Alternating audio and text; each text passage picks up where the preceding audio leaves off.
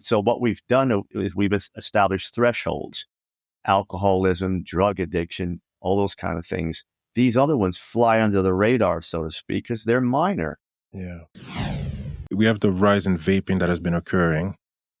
And there's also the rise in prescribed amphetamines, the stimulants. And I wanted to know from your perspective, with everything that you've seen over the years, what are some of the challenges that these come to pose to society today compared to previous addictions that we're used to seeing, like alcohol or nicotine, for example? When it comes to vaping, we have become very tolerant of it. It started as a replacement for cigarettes. And since it's vape, it doesn't have that oppressive component that cigarettes do. You're sitting in a restaurant today. If someone takes a vape pen out and just does one of these and holds it in, just lets it out, you don't say anything. If they light a cigarette up and do the same thing, you may have a problem. So we're tolerant of that. And when we're tolerant, we have a tendency to relax the boundaries. So now young people, very young people, 10, 11, 12, they're vaping. For some of them, it's just the flavored vape and it's social stuff and they want to be cool or whatever it is. For other people, it is large amounts of nicotine that they're using or marijuana. But also that vapor with moisture, which is never meant to go in your lungs. Lungs don't like that. And it's heated. What makes it a vapor is the heat inside the pen. Again, horrible for your body. So we're tolerant of that, and we're going to see some severe problems down the road. The body's pretty resilient, but it'll take a decade or so. And then we're going to see lung issues, addictions that are pretty significant because we let them go and we didn't treat them. We don't have rehabs and treatment facilities for vaping.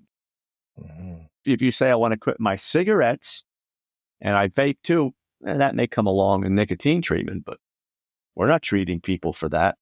Mm-hmm. So that's something that we really have to look at. You can't go to your insurance company and say, I want to go into rehab because I've got a cell phone addiction, because they're not giving you any money. So the trends are that we're not following some of these things. Mm-hmm. And, we're tolerant, and we become more tolerant in the culture. So what we've done is we've established thresholds, alcoholism, drug addiction, all those kind of things. These other ones fly under the radar, so to speak, because they're minor. Yeah. It seems. It seems, yeah. Yeah. With cigarette smoking, it will take decades of people smoking cigarettes before they develop bronchitis and a COPD. But with vaping, it seems as though the impact of it are being seen a lot quicker. And that is something that is really scary. I mean, we can say the same thing with opiates, where with fentanyl, all of a sudden it just got way more potent, way more deadly, way more addictive.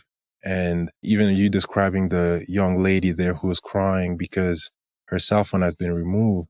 I'm like, do people get addicted to heroin that fast as we do to our cell phones? Like, what's going on with the rate at which we're getting attached to these things and the lethality of them as well? Well, the culture says it's okay to use all these things.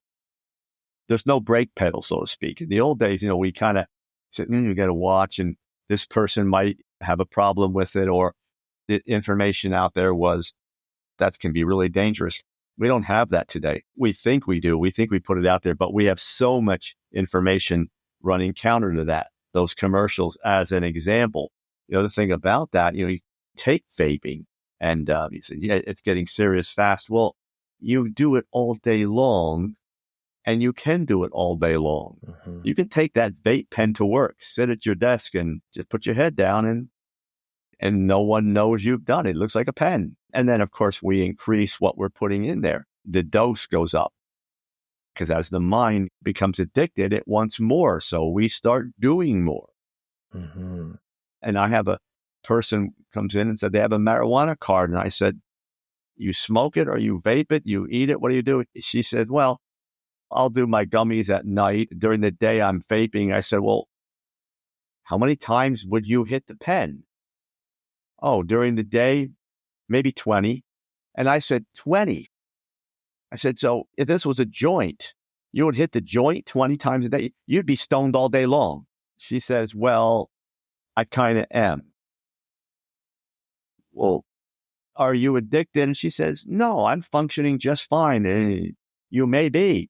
There are functional addicts.